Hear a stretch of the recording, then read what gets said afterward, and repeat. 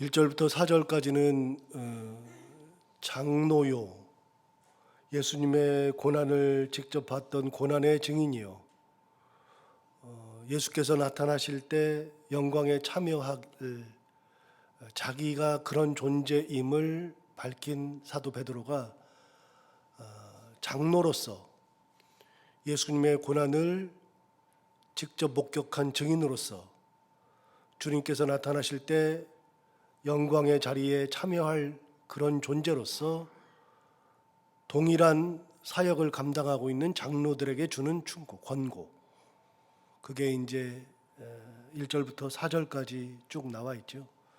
그 얘기는 이제 어제 했으니까 오늘은 두 번째 5절을 보시면 젊은 자들아 이렇게 시작하죠. 그러니까 이제 젊은 자들아라고 하는 것은 대개 이제 성도들에게 하는 이야기일 겁니다.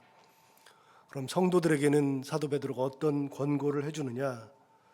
자, 5절 다시 보시면 젊은 자들아 이와 같이 장로들에게 순종하고, 이게 첫 번째입니다. 장로들에게 순종하라. 여기서 말하는 장로는 목회자라고 얘기했죠. 어제도 말씀드렸고요. 당대의 사역자들에게 순종하라는 겁니다. 그러면 우리는 무조건 이제 목회자들에게 순종해야 된다, 그렇게 생각하기 쉬운데 그게 아니고요. 당대의 사역자들은 예수 그리스도의 말씀을 전하면서 복음의 최전선에 가 서 있었습니다. 복음의 최전선에서 말씀을 전할 때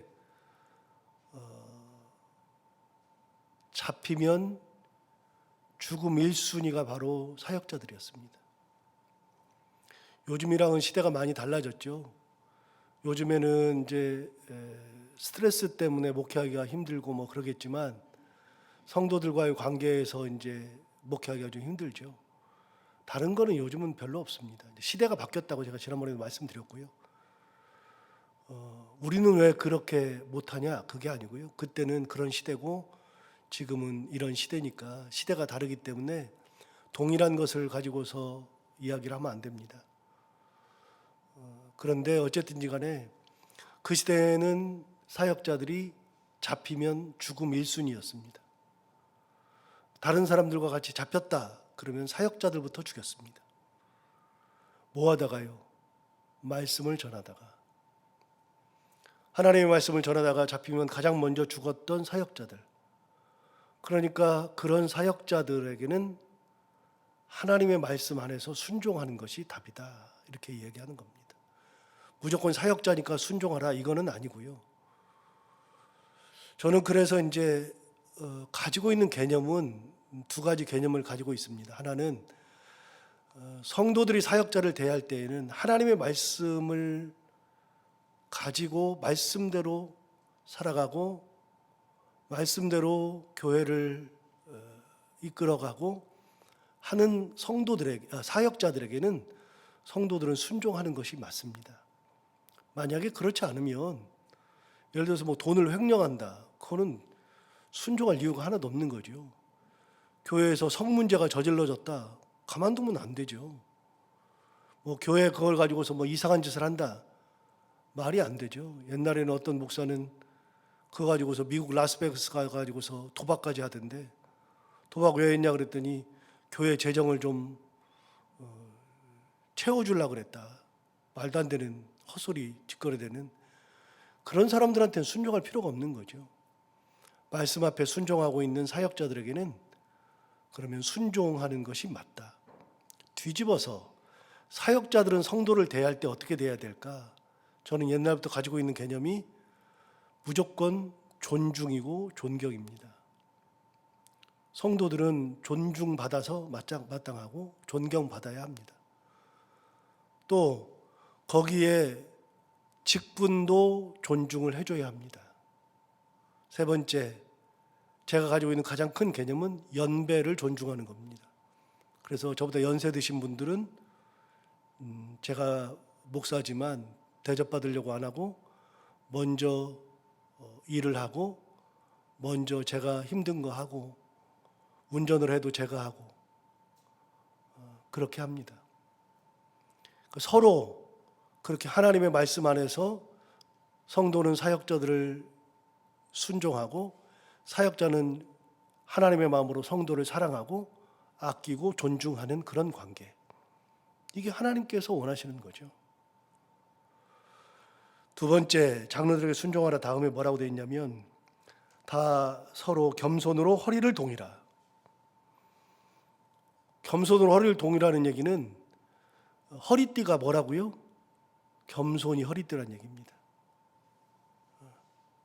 여러분, 우리가 돈이 없으면 허리띠를 쫙 졸라매죠. 그래서 배고프지 않게 허리띠부터 졸리죠. 그래서 다른 것도 다 잘라내죠. 허리띠는 굉장히 중요합니다. 그거 하고서 전쟁 나갈 때 마지막에 하는 것이 이제 허리띠죠.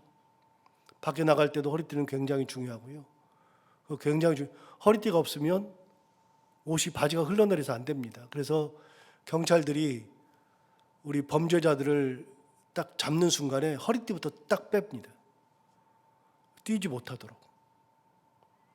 허리띠는 굉장히 중요한 건데 그리스도인들이 매야 하는 허리띠는 겸손이라는 겁니다. 이거는 성도들뿐만이 아니라 사역자도 똑같고요. 겸손하지 않은 것은 하나님께서 원하시는 것이 아닙니다. 성경에서는 교만하면 안 된다고 이야기하는 게 많고요. 실제 우리가 가장 잘 아는 말씀은 교만은 패망의 선봉이요 거만은 넘어짐의 앞잡이니라 이렇게 얘기한 적이 있죠. 잠언 16장에서 그렇게 얘기했었죠. 여러분, 누구든지 교만하면은 패망하는 겁니다. 그거는 뭐 예외가 없습니다. 하나님께서 원하시지 않는 거니까요. 쓸데없는 겁니다. 교만해서 뭐 하겠다고요? 하나님 앞에서 교만해서 뭐 하겠다고요?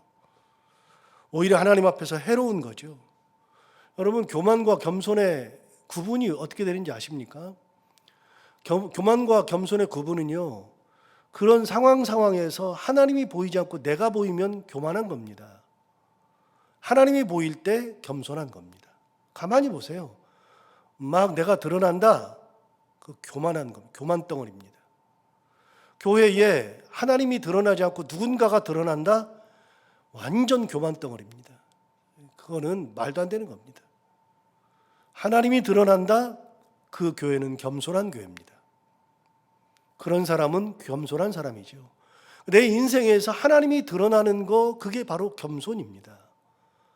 그러니까 공동체 생활을 하면서 성도들에게 하는 말이 뭐냐면 겸손으로 허리띠를 동여매라, 꽉 조여라. 무슨 말이에요? 너희 공동체에서 하나님이 나타나야 한다. 네가 나타나면 안 된다, 그 말이죠. 여러분, 사람이 겸손한 거는요 진짜 중요한 건데, 그게 시련이 왔을 때, 사업이 망했을 때는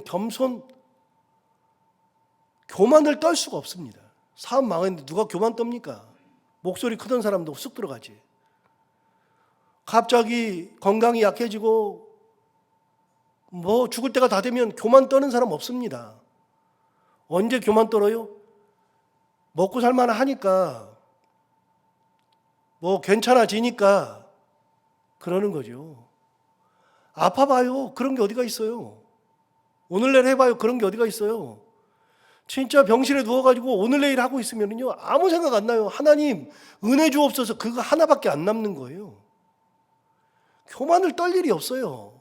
인생 살면서 하나님 나타나면 되는 거죠. 제가 어제도 말씀드렸지만 목사인 저도 어제 설교를 보면서 굉장히 많이 반성했는데, 가만히 보니까 제가 교만 덩어리더라고요. 제가 뭔가 할 수 있다고 생각해요. 얼마나 많이 생각하는지 몰라요. 제가 뭐 잘한다고 생각해요. 능력이 있다고 생각해요. 그래서 제가 있으면 복이지 이런 생각도 하고, 얼마나 교만 덩어리인지요. 거기 보세요. 5절 하반절을 보세요. 맨 뒤쪽을.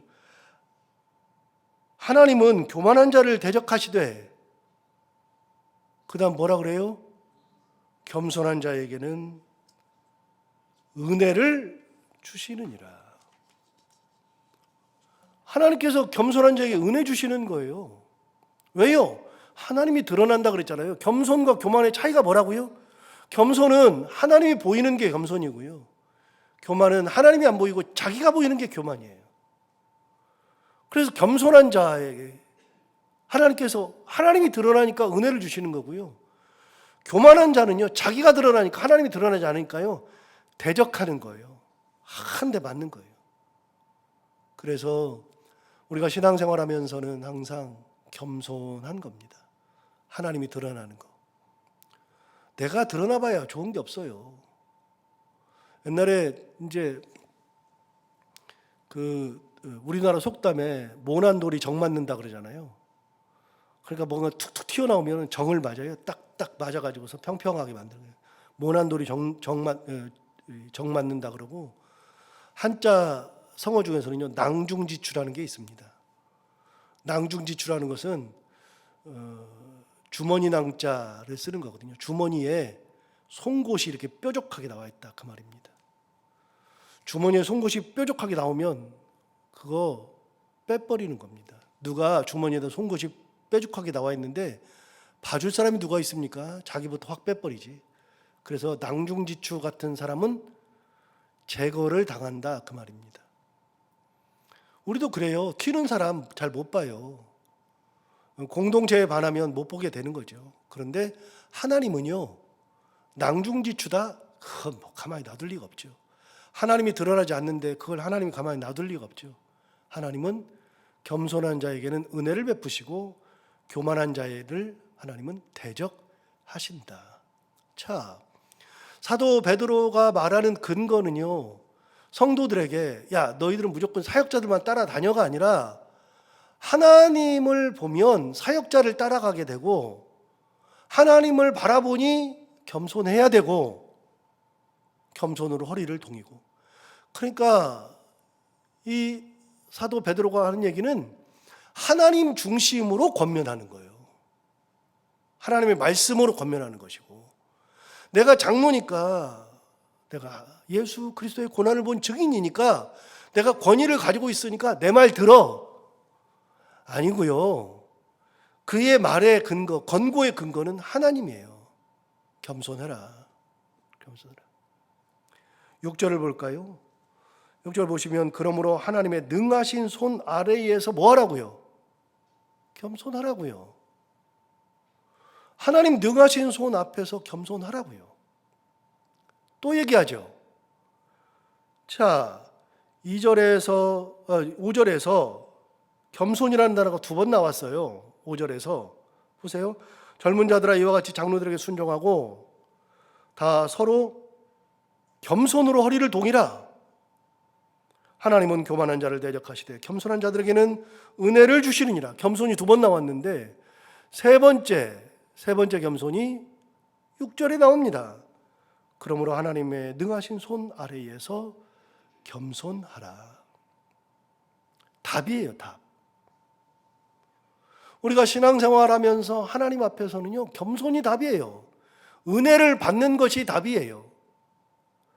사도 바울이 편지 서두에, 서문에 항상 인사할 때 2가지 얘기한다 그랬잖아요. 너희에게 뭐와 뭐가 있을지어다? 2가지 얘기했어요. 항상 모든 편지에 다 들어가요. 너희 모두에게 하나님 아버지와 우리 주 예수 그리스도로부터 무엇이 너희에게 있을지어다. 뭐예요? 은혜와 평강. 사도 바울은요, 끊임없이 그 2 단어를 썼어요. 은혜와 평강. 그런데 그 이야기를 할 때 조건이 뭐냐면, 하나님 우리 아버지와 우리 주 예수 그리스도로부터 오는 거예요. 은혜 누구로부터 와요? 하나님한테 오는 거예요. 평강은요, 하나님께부터 오는 거예요. 우리는 은혜를 받아야 돼요. 은혜가 있어야 돼요. 은혜가 있어야 어려워도 그 은혜로 기도하면서 넘어가고 찬양하면서 넘어가는 거예요. 은혜가 없으면요, 은혜 대신 다른 것이 막 나와요. 내 안에 은혜가 있어야 그냥 은혜가 줄줄 나오죠. 주님께서 은혜를 부어주셔야죠. 은혜를. 그런데 내 안에 쓰레기만 가득 있으면요, 그냥 나한테 나오는 건 다 쓰레기예요. 전부 다 쓰레기예요. 생각하는 것도 쓰레기, 말하는 것도 쓰레기, 행동하는 것도 쓰레기, 다 쓰레기 같은 짓만 하는 거예요. 여러분, 은혜는 하나님으로부터 오는 거예요. 은혜 받아야 건강하고, 은혜 받아야 가정이 하나님의 은혜 가운데 잘 가고, 은혜 받아야 평안하고. 예수 믿는 사람들은요, 은혜와 평강이라는 단어는 사도 바울이 가장 귀하게 생각하는 거예요. 그래서 모든 편지에 1장 1절이나 2절까지는 자기가 누군지를 설명한 다음에 2절이나 3절, 그 다음에 자기가 누군지를 설명한 다음에 반드시 하나님 우리 아버지와 예수, 우리 주 예수 그리스도로부터 은혜와 평강이 너희에게 있을지어다. 그거는 사도 바울이 빼놓지 않고 하는 인사예요. 여러분, 하나님 앞에서 능하신 손 아래에서 겸손하면 되는 거예요. 그러면 5절에 말하는 것처럼 하나님께서 겸손한 자들에게 은혜를 주시느니라. 은혜 주시는 거죠. 자, 6절 다시 봐요. 그러므로 하나님의 능하신 손 아래에서 겸손하라. 그 다음 뭐라고 되어 있냐면 때가 되면 너희를 높이시리라. 하나님이 드러나면 때가 되면 우리를 높여주신답니다. 어디 누가 그랬어요? 대표적인 것은 요셉이에요. 우리가 고난해도요, 어려움해도 요셉 같은 고난은 없어요. 그런데 요셉은 그 어려움 속에서도 종살이 할 때 10년 동안도 하나님, 옥살이 할 때도 10년 동안에도 하나님. 그랬더니 때가 되니까 하나님께서 높여주시더라. 여러분, 높여준다는 얘기는 제가 야고보서 4장 할 때 말씀을 이미 드렸어요. 야고보서 4장 10절에 의하면 이렇게 돼 있어요. 주 앞에서 낮추라. 그리하면 주께서 너희를 높이시리라. 근데 제가 이 야고보서 4장 10절을 설교할 때 홍정길 목사님 얘기를 했죠. 홍정길 목사님이 제가 신학대학원 다닐 때 야고보서 강해라는 이제 설교집을 본인이 설교한 거를 해서 이제 책을 냈어요. 노란색 카바로 돼 있어서. 그 이제 제가 신학대학원 다닐 때 쭉 정독을 했는데 거기에서 그분이 이제 야고보서를 쭉 설명했을 때 야고보서를 제가 그분한테 많이 배웠거든요. 아, 이게 이런 뜻이구나. 이런 거네. 아, 이분은 이렇게 해석했네. 진짜 많이 배웠어요. 그래서 야고보서를 사실은 그 홍정길 목사님한테 배웠어요. 그 설교집으로. 신학대학원 다닐 때.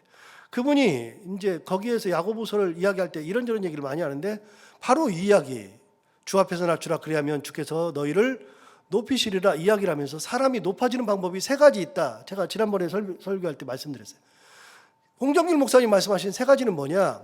첫 번째는 내가 스스로 자꾸만 높다고 얘기하는 거예요. 나 이런 사람이야. 내가 이래. 자기가 자기 스스로를 높여요. 여러분, 사람들은 그런 사람 보면 역겨워요. 말도 안 돼, 역겨워요. 높지도 않은데 뭐 별것도 아닌데 자기가 높다고 하다가 더 큰 높은 사람 만나면 어떡하려고. 그래서 예수님도 말씀하시잖아요. 잔치집 가면 예수님 얘기해요. 잔치집에 가면 말석에 앉아라. 그러면 사람들이 너를 보고 올라 앉으세요. 이 위쪽으로 올라 앉으세요. 이렇게 한다는 거예요.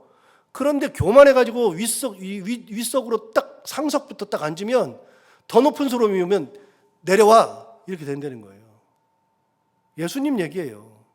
그래서 저는 그 성경을 읽은 다음부터 상석에 안 앉으려고 그래요. 어쨌든지 간에. 되도록이면. 근데 자기 스스로 높인대요. 그거 사람들이 끌어내린다는 겁니다. 두 번째, 높아지는 방법은 그분이 이야기할 때는 이렇게 말씀하셨어요. 남을 자꾸 끄집어 내린대요. 비난하고 그래 끄집어 내린대. 자기보다 낮춘대. 그럼 자기가 높아져 있으니까. 자꾸 사람을 끄집어 내린대. 비난하고 없는 거 만들어내고 막 그래가지고 사람들을 자꾸만 내린대요. 의미 없는 짓 해요. 그 사람은 적을 만들어요. 사람을 끄집어 내리면 적을 만들어요. 그 사람하고는 적이 돼요. 높아지지 않아요. 그런데 3번째, 하나님이 나를 높아주실 때가 진정한 높임. 홍정일 목사님 말씀인데 제가 그때 신학대학원 1학년 때 그걸 읽고 세 가지를 머릿속에 기억했어요. 아, 이게 굉장히 중요한 거구나. 주께서 우리를 높여주실 때가 있구나. 높여주셔야 되는 거구나. 가만히 보니까 요셉도 사람이 높여주지 않더라고요. 하나님이 높여주셔요. 자, 오늘 본문의 6절을 보시면 이렇게 말했어요. 그러므로 하나님의 능하신 손 안에서 겸손하라. 낮추라 똑같죠. 겸손하라. 때가 되면 너희를 높이시리라. 하나님이 때가 되면 다 높여주셔요. 하나님께서 높여주실 거다. 그러니까 하나님 바라봐라. 다시요. 사도 베드로가 사랑하는 성도들에게 주는 권고는 내가 장로니까 따라. 이 말 들어야 돼. 아니고요. 그 모든 이야기의 근거는 하나님께 있어요. 하나님 앞에서 낮춰야 된다. 하나님의 능하신 손 아래에서 겸손해야 한다. 7절 너희 염려를 다 주께 맡기라. 이는 그가 너희를 돌보심이라 그랬어요. 여러분, 너희 염려를 다 주께 맡기래요. 누구한테 맡기라고요? 주님께요. 나한테 맡기라가 아니고요. 주께 맡기래요. 염려 있으면 주님께 다 맡겨라. 시편 37편에 제가 좋아하는 말씀이 있어요. 시편 37편 5절에 뭐라고 되어 있냐면 내 길을 여호와께 맡기라 있어요. 그를 의지하면 그가 이루시고 그랬어요. 내 모든 길을 여호와께 맡기면, 그를 의지하면 그가 이루신다. 네가 이루려고 하지 말아라. 왜 자꾸 네가 이루려고 그래? 너는 최선을 다할 뿐이고 길을 다 맡기면 그 길을 인도하시는 분은 하나님이시다. 그가 이루어 주신다. 시편 37편 5절의 말씀이에요. 잠언도 우리가 굉장히 잘 아는 말씀인데 잠언 16장은 굉장히 유명해요. 그런데 잠언 16장에서 이렇게 얘기해요. 마음의 경영은 사람에게 있어도 말의 응답은 여호와께로부터 나느니라. 우리 다 아는 말씀이에요. 내가 마음속으로 이 생각 저 생각해서 하면 다 될 것 같아요. 전부 다. 마음의 경영은 사람에게 있어도 응답은 여호와께로부터 나느니라. 여러분, 내가 이거 하면 될 것 같아요. 내가 주식하면 될 것 같아요. 주식에다 집어넣어봐요. 잘 되나? 잘 되니까 교만해져가지고 막 잘 된다 그러죠. 어느 날 갑자기 폭삭 망할 때가 온다니까요.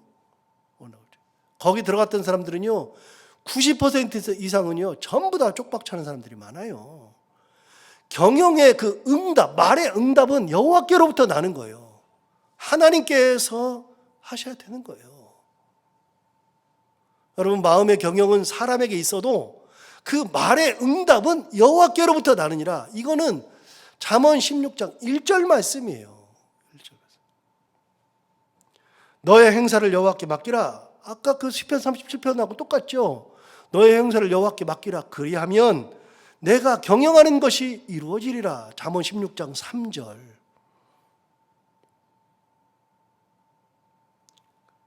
우리가 모든 것은 하나님의 은혜에게 맡기는 거예요. 그래서 예수님 말씀하셨잖아요. 수고하고 무거운 짐자들아 다 내게로 오라. 내가 너희를 쉬게 하리라. 무거운 짐 가지고 왜 그러고 다녀? 나한테 와서 내려놔. 그리고 너는 짐 없이 살아. 내가 그 짐 질게. 내가 그 짐 해결할게. 주님 말씀하시잖아요. 그래서 성도들 중에서도 당대에도 염려가 많은 사람들이 많았나 봐요. 이제 막 염려증이 있고 어려워하고 하는 사람 많았나 봐요. 그러니까 얘기하는 거예요. 내 염려를 다 주께 맡기라. 주께 맡기라. 이는 그가 너희를 돌보심이라. 하나님께서 돌보시는 거죠. 다시요. 예수 믿으면서 가장 중요한 게 뭘까?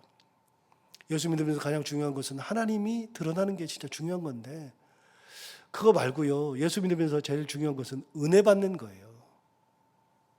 은혜. 하나님의 은혜가 임해야죠. 은혜가 임해야 나를 높여주시기도 하시고, 은혜가 임해야 내가 염려하는 것들을 하나님께서 다 붙들고 해결하시고 인도하시고 하는 거죠. 자, 오늘 베드로가 준 귀한 말씀처럼 하나님 보고 살자. 이야기하는데 그렇게 하나님 은혜 가운데 나아가서 겸손하게 하나님 앞에 모든 것을 다 맡기고 살아가는 우리 모두가 다 되기를 바랍니다. 기도하겠습니다. 하나님 아버지, 오늘도 귀한 말씀 주셔서 감사합니다. 이 말씀 듣고 또 힘을 내기를 원합니다. 사도 베드로가 얘기한 것처럼 모든 걸 하나님의 은혜 가운데 다 맡기고 하나님을 의지하며 겸손하게 하나님의 은혜 가운데 살아가는 저희들 되게 하여 주옵시고, 어떤 일이 있어도 하나님께서 우리를 돌보시는 은혜, 높여주시는 은혜, 이끄시는 은혜, 그 모든 은혜가 우리 가운데 가득해서 하나님의 영광 가운데 항상 찬송하고 항상 감사하며 살아가는 저희들이 다 되게 하여 주옵소서. 오늘도 하루를 살아갈 때 이 말씀을 기억하며 살게 하여 주옵시고, 해야 되는 것들을 잘 감당하고 만나는 분들과 함께 웃고 행복한 하루가 되게 하여 주옵소서. 감사하며 예수님 이름으로 기도하옵나이다. 아멘.